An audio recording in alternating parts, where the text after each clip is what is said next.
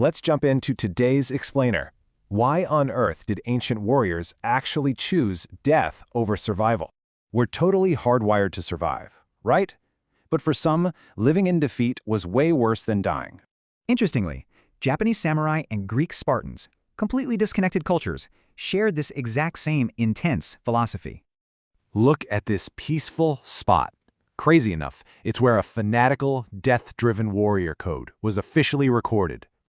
The famous Hagakure text argued that surviving a failed mission, that was just pure cowardice. So samurai committed seppuku, ritual disembowelment.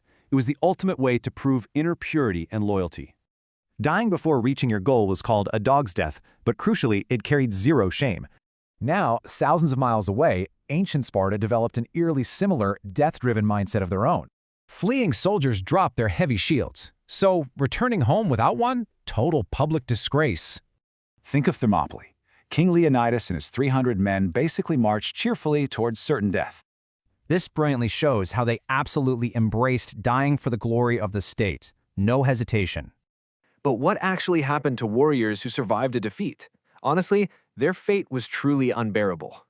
Take Lord Asano. He failed to kill his target and lived, bringing on massive public shame. Or Aristodemus. He survived Thermopylae because he was sick and got viciously mocked as a trembler. Another Spartan survivor, Pentaitis, was so relentlessly bullied by his peers that he actually hanged himself. The key here? Both were agonistic cultures, driven entirely by this intense contest for public honor.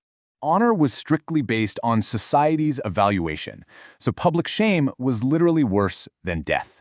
Ultimately, both of these fierce cultures used suicide as a totally legitimate tool to maintain their reputations.